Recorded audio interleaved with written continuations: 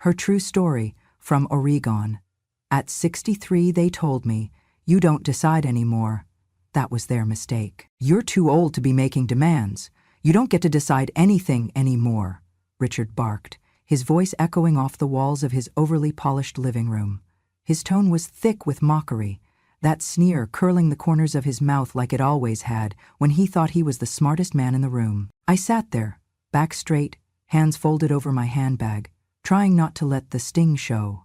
The others, his sister, his second wife, even his grown son from his second marriage, nodded quietly, as if this was gospel. Like the final word had been spoken, and my role now was to quietly accept it. I'm Evelyn, 63 years old, a widow, a mother who just buried her only daughter, and now a grandmother trying to make sense of what comes next. It had only been 3 weeks since the accident. Emily, my beautiful, stubborn, sweet Emily, taken in a split second on Highway 22 by a jackknifed truck in the rain. 6-year-old Lily had been in the back seat. Miraculously, she survived with only minor bruises, but the trauma was clear in her eyes, the way she clung to me at the funeral, silent and shaking. I'd been living alone for years in a modest home in the suburbs of Eugene. Quiet mornings with tea, volunteering at the library on Thursdays, tending to my small vegetable garden, until everything changed. When I found out Emily was gone, the world tilted on its axis. I didn't just lose a daughter. Lily lost her entire world. And in that moment, I knew I had to step in, but I hadn't expected the fight. I hadn't expected Richard. Emily had cut off most contact with her father years ago, after he missed her wedding, and then forgot Lily's second birthday.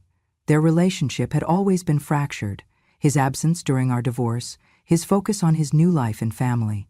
But now, he and his clan were suddenly deeply concerned about family unity. It wasn't about Lily's well-being, it was about control. It was about money. "You live alone. You're on a fixed income. You're in your 60s, Margaret said, her tone clipped like she was reading from a checklist of reasons I should be disqualified. "It's not practical." "I may be old," I said softly, "but I'm not incapable." Richard scoffed. "Please, you can barely handle a cell phone. You think you can raise a child again?" "I raised Emily, and look where that got you," he muttered. A silence fell over the room. Even Margaret's lips tightened at the cruelty of that remark. I stared at him, not with anger, but with something worse, pity. I could feel my heart pounding, but I wouldn't cry in front of them, not now, not after that. "I'm not here to argue," I said finally. "I'm here because I love my granddaughter. She needs structure. We can provide that," Richard said, gesturing around the cold, pristine room that looked like it had never hosted a child. "She needs to be loved." "That's different," I replied. He waved a hand. "You want to play saint? Fine, but the court will never give guardianship to someone your age, especially not someone living alone with no job." That one landed. Since Harold passed, I'd been living off his pension and a small retirement fund. I had no flashy home, no shiny SUV parked in the driveway, but I had one thing they didn't. I had Lily's heart, and she had mine. Still, I stayed quiet. I stood slowly, picked up my coat, and made my way to the door. Richard didn't offer to walk me out. As I stepped into the crisp air, I didn't feel defeated.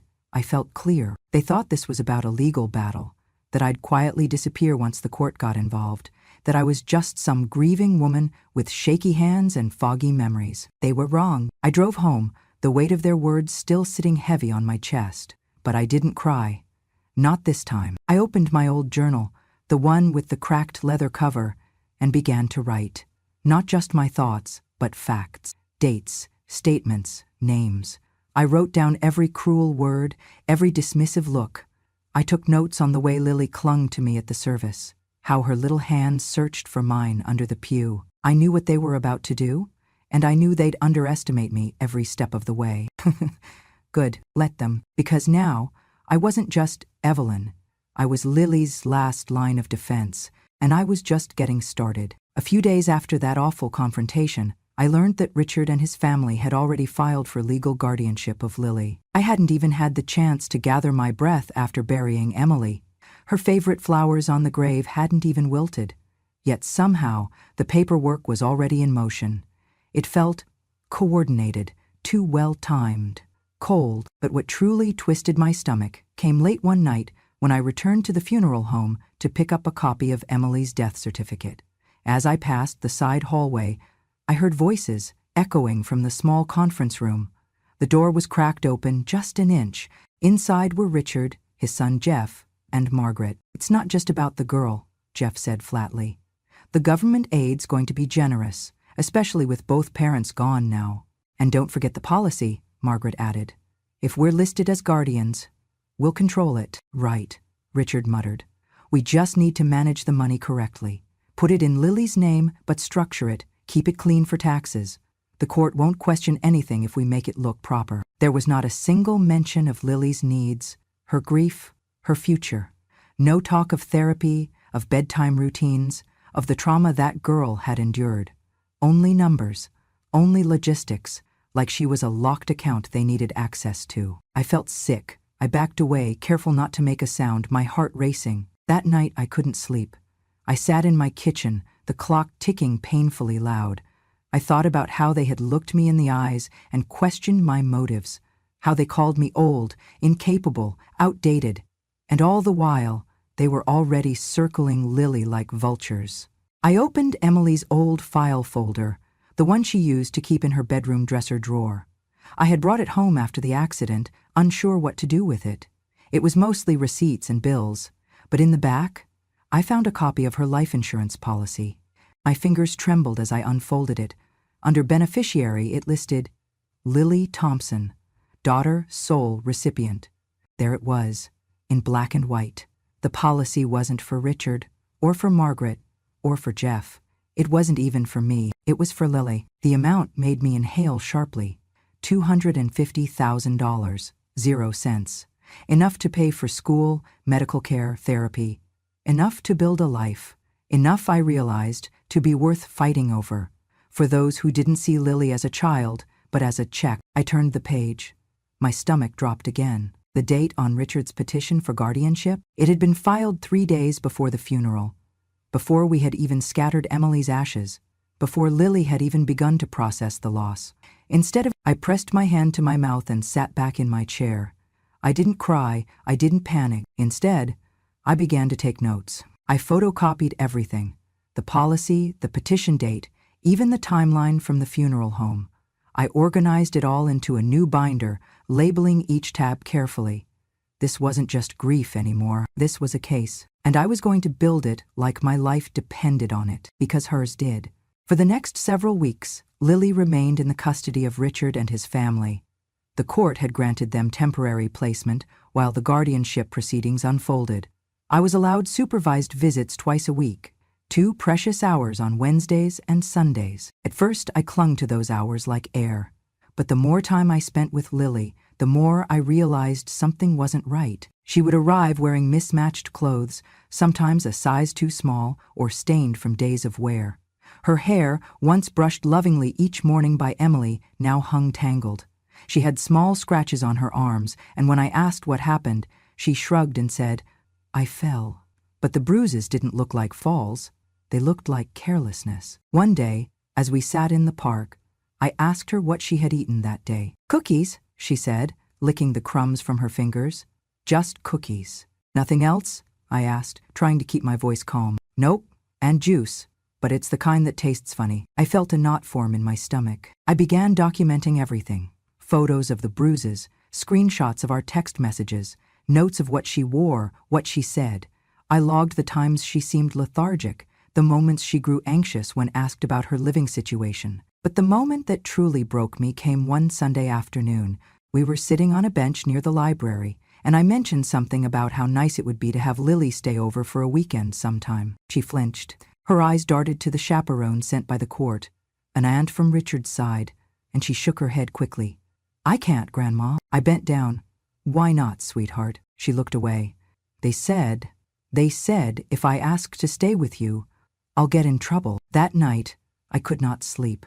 I walked through my house, haunted by the silence. Every corner filled with memories of Emily's laughter and Lily's tiny feet chasing her cat down the hallway. I needed proof, something more concrete than my observations. So I contacted Rachel, the young attorney who had been helping me with the guardianship paperwork. I asked her a simple question.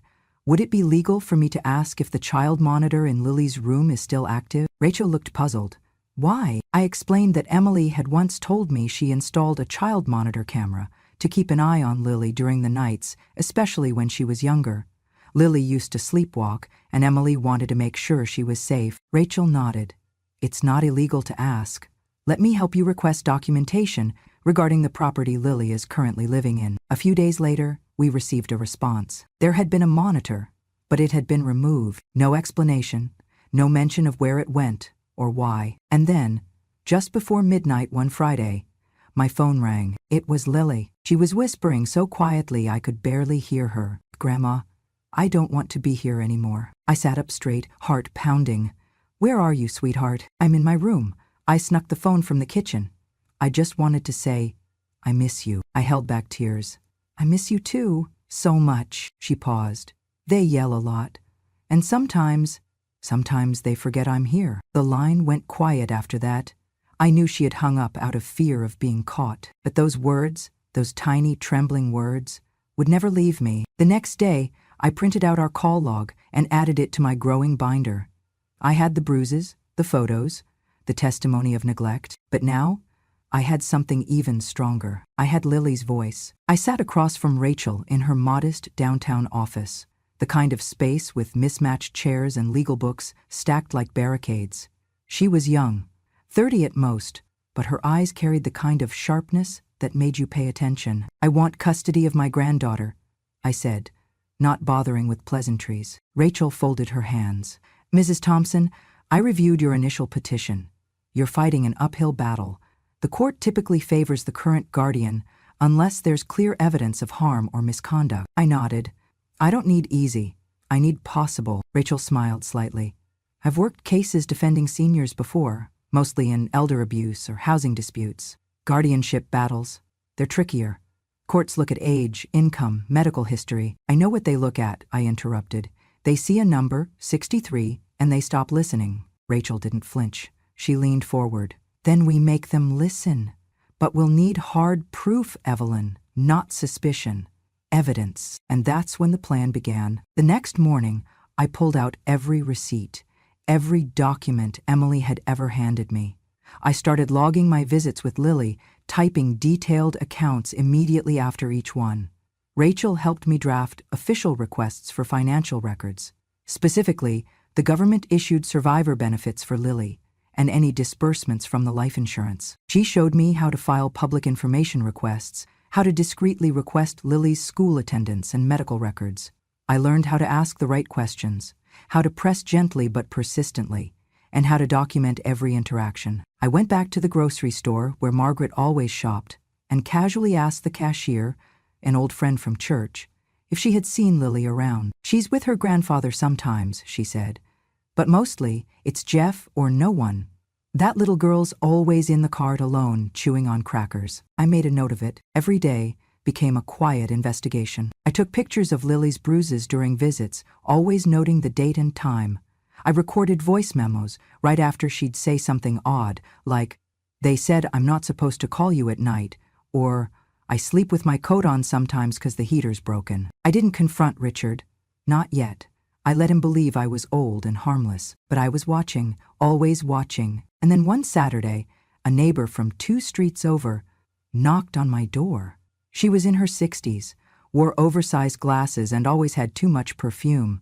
We'd spoken a few times at the town market, nothing more, but that day she looked serious. "I heard through the grapevine that you're fighting for your granddaughter," she said. I nodded. "Well, I don't know if this helps, but I live right behind Richard's house. I've seen that little girl sitting in the car sometimes, hours. One day, it was hot as blazes and she was just in there. Windows cracked maybe an inch. I almost called someone. I grabbed my notebook. Would you be willing to write a statement? Or testify?" Darlene hesitated for half a second, then nodded. "If it helps keep that baby safe, yes. Absolutely." That was my third pillar. Financial abuse, medical neglect, and now, endangerment. Rachel reviewed everything we'd collected. "This is strong," she said. "It's not bulletproof, but it's compelling." "Good," I replied. "Then it's time." "Time for what?" "To let Richard know I'm not going away. And neither is the truth. The last time Richard and I stood face to face without shouting, lawyers or signatures between us, it was 1993, and he was packing up his ties into a suitcase, telling me he needed more than this. I didn't beg. I didn't cry in front of him.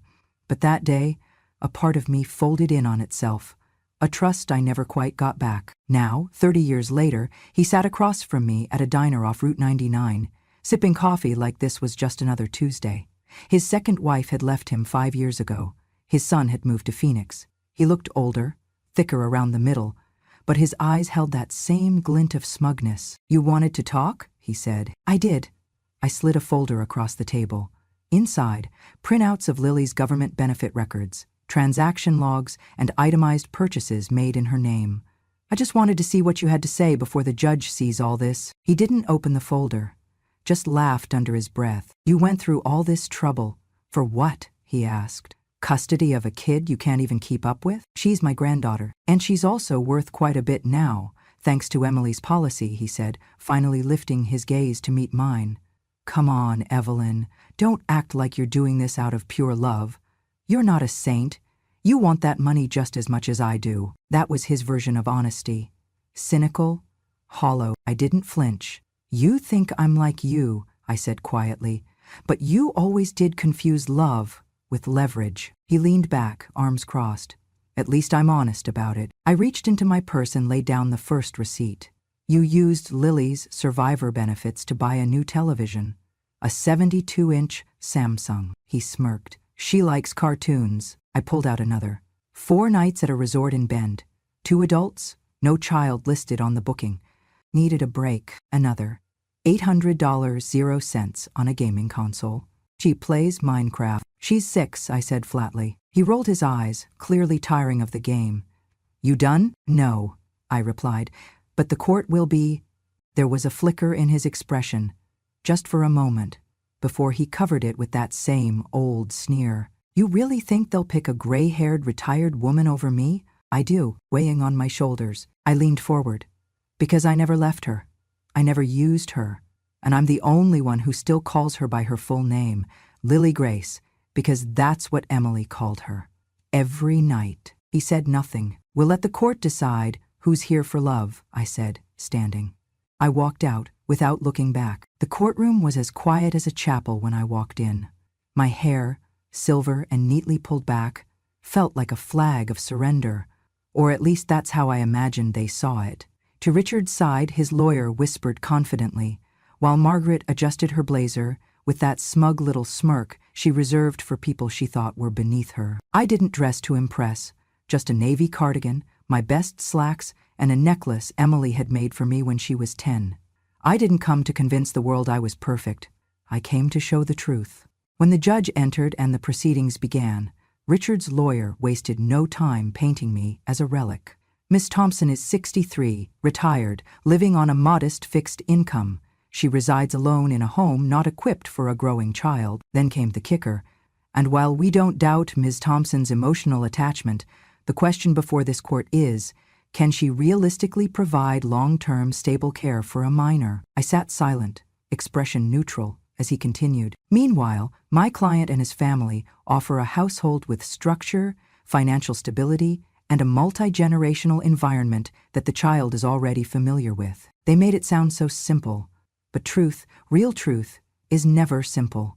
It's messy, it hurts, and it speaks louder than anything rehearsed. When it was our turn, Rachel rose. "Your Honor," she began, "what we are about to present is not just about capacity. It is about intent. It is about behavior.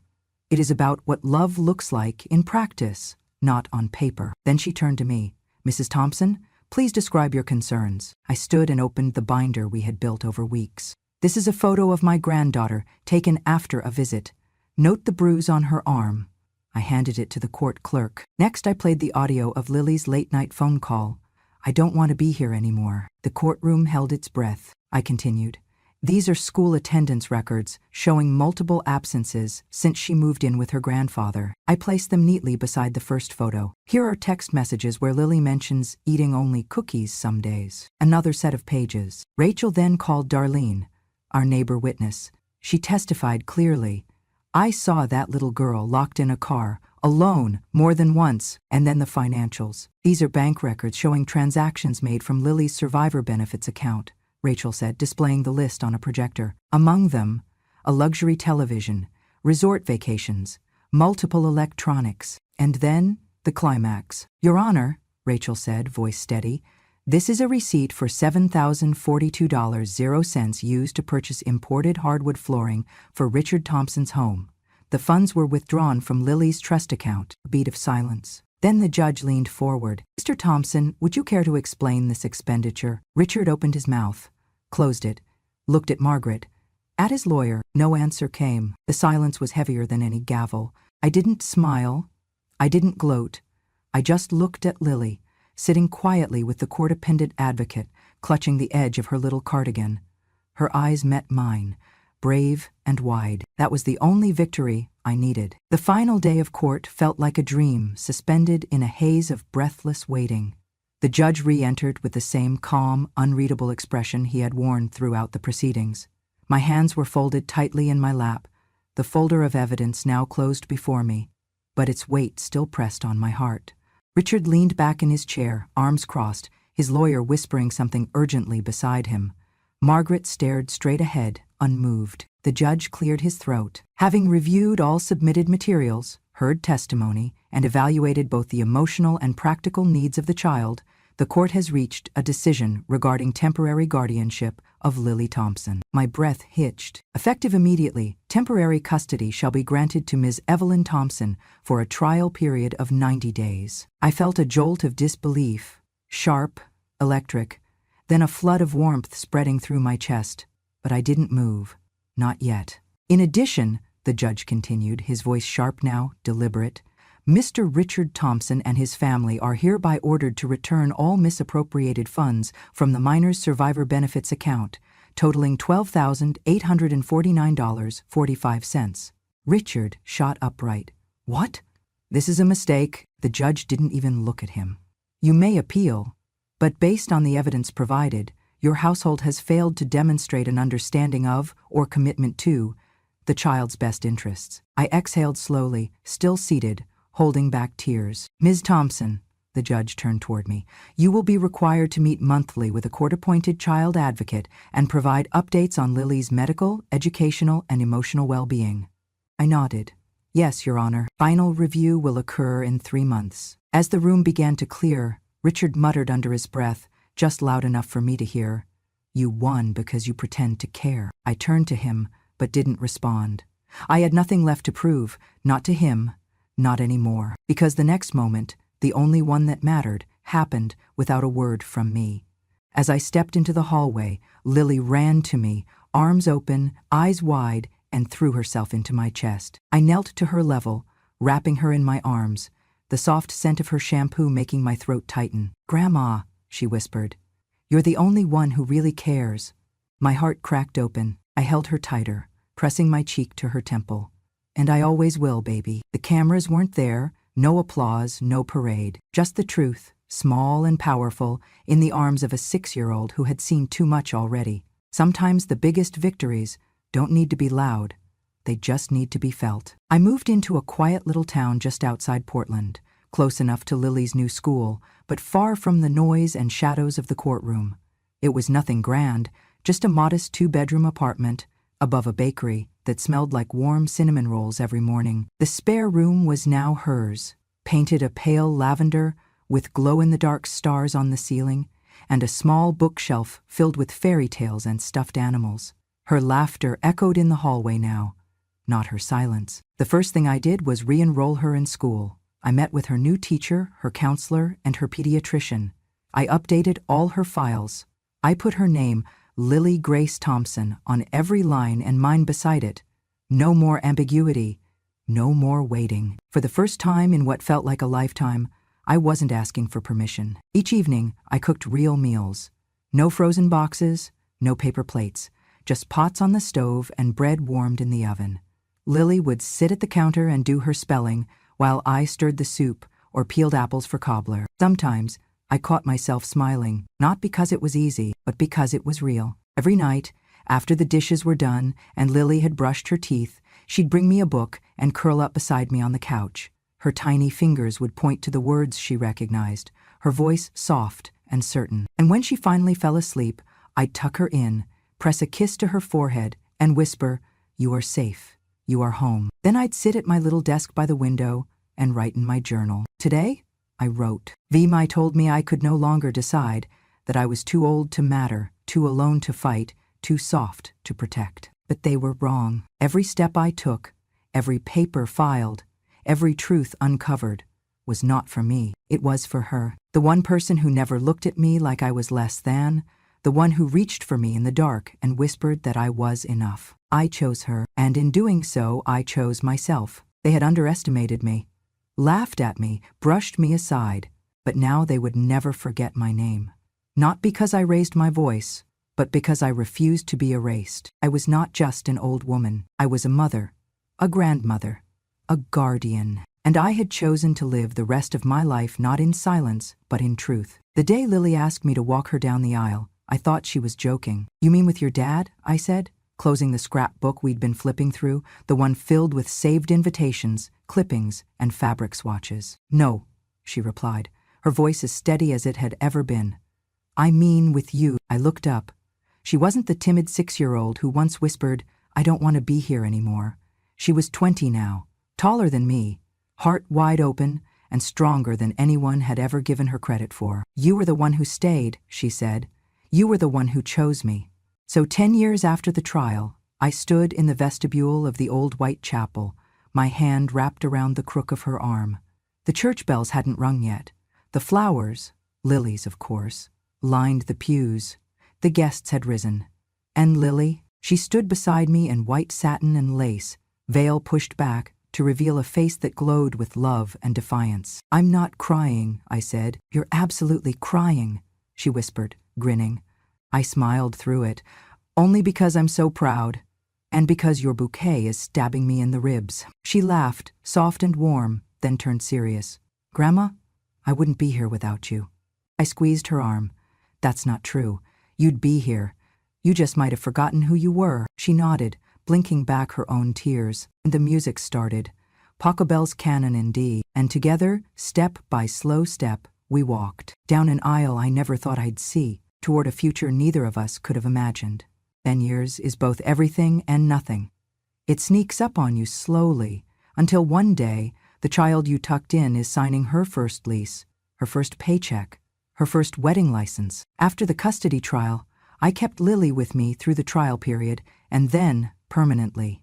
Richard never contested again. Whether from shame, fear, or both, he quietly vanished from our lives. His family faded into the background too. No more gifts, no more calls, no more threats. And for the first time, Lily was allowed to grow without fear. She joined the school orchestra, learned to play the cello. I saved every program, every ticket stub. She got braces, hated them, loved them, hated them again.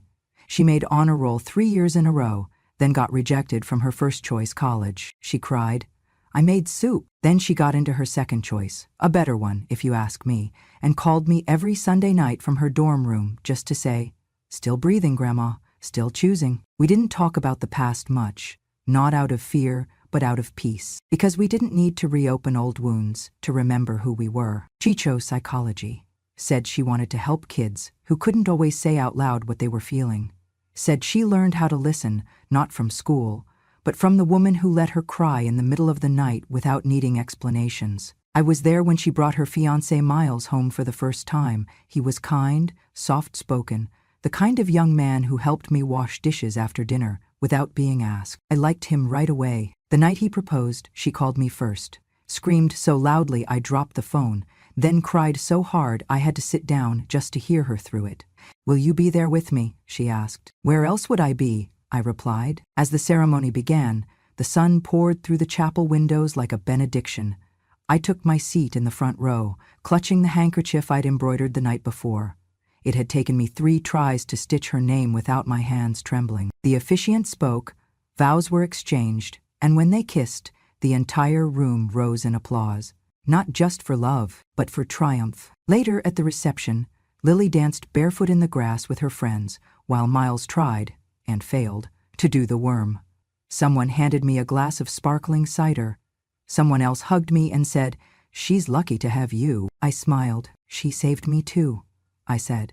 We chose each other. After the cake was cut and the bouquet tossed, Lily found me sitting beneath a string of fairy lights, watching the stars blink alive in the early evening sky. She knelt beside my chair, just like she used to when she was small and needed lullabies to sleep. "I've never asked you," she said. "Was it scary?" I looked at her. "What, fighting for me?" I took her hand, still warm from dancing. "Terrifying. But I was never alone." "You mean Rachel?" I shook my head. "I mean you. Even when you were too small to speak up, I felt you. Every time I wanted to give up, I remembered the way you held my hand and said, 'Just don't leave me.'" She laid her head on my lap. "I'm not going anywhere," she said. "Neither am I." We sat like that for a long time. No words, no need, just love. And when she stood to rejoin the party, I stayed beneath the stars, my hand resting on the lace where her head had been, and whispered to the night. They said I was too old to choose, but here I am, chosen, and still choosing. People see the end of a story and think that's where the strength came from. They look at the wedding photos, Lily in white, me in navy blue with a corsage pinned to my cardigan, and say things like, "You must be so proud," or "You're the strongest woman I know." They mean well, they always do, but they never saw the middle. The middle is where strength is born. And mine? Mine came not from being fearless, but from being afraid, over and over, and choosing to stand up anyway. I wasn't always brave. In fact, for most of my life, I stayed quiet. I took care of people. I said thank you when they handed me leftovers and called it generosity. I swallowed slights like vitamins. I tucked rage beneath politeness. And when I cried, I did it behind laundry room doors or inside the car with the engine running and the music up. My marriage wasn't a partnership. It was a performance. He made the decisions. I made dinner. When he left, it wasn't a shock. It was a slow unraveling I'd watched for years. Thread. What did shock me was how quickly people forgot that I had built that home too. How they only saw me as a woman who'd been left, not a woman who stayed and held the roof over everyone's head while it collapsed around her. Then came Emily, my light, my girl with a freckle on her left eyelid and a laugh that made everyone else forget what they were angry about. She was everything I had hoped to be before life got in the way, and when she died, I did too, in a way. Only Lily kept me breathing. They tried to take her from me. They looked at my age and assumed it meant irrelevance. They looked at my grief and mistook it for weakness. But what they didn't know was this: when you've been underestimated long enough, it stops being an insult. It becomes your camouflage. They thought I was soft, but I was steel wrapped in silence. I kept receipts. I took photos. I learned to record conversations and decode financial reports. I turned every wrinkle into a weapon. And when the moment came, I didn't scream. I just showed them what truth looked like on paper. That's the funny thing about getting older. People think you're disappearing, when really, you're just becoming harder to erase. After the court gave me custody, I didn't celebrate. I exhaled, and then I began to build. Not a legacy, not revenge, a life. For Lily, for me, we didn't need much, just safety and time. And in the quiet moments, she would ask me things like, "Did Mom love the beach?" Or, "What's your favorite thing to cook when you're sad?" And I would answer, truthfully, because children remember what you say when you think they're not listening. One day when she was 10, she looked up from her book and said, "Grandma, I'm going to remember you forever." I smiled. Well, I'll try to give you good things to remember. Now, 10 years later, I sit on a porch swing in the evenings with a blanket across my knees, listening to wind chimes and distant laughter from a life I helped preserve. Sometimes I look back and think, maybe the strength wasn't in the big courtroom moment. Maybe it was in every small decision that led there. The choice to stay when I could have left. The choice to speak when it would have been easier to stay silent. The choice to be seen when the world wanted me invisible. I think about the other women like me, sitting at family dinners, hearing their worth reduced to numbers on a check or lines in a will. I want to tell them, you are not a burden. You are not past your power. You are not finished. There is still breath in your lungs and fire in your gut. You are still the author of what happens next. So when they say you're too old to be choosy, you say, I'm not choosy. I'm clear about what matters, who deserves your care, where your truth belongs. I used to be the quietest woman in the room. Now I'm the one holding the pen, and the story I'm writing, it begins, always, with a woman who remembers, and ends with a world that finally listens. If this story reached something true inside you, subscribe to Grandma True Stories, because when we speak, we don't just tell stories. We tell what they tried to bury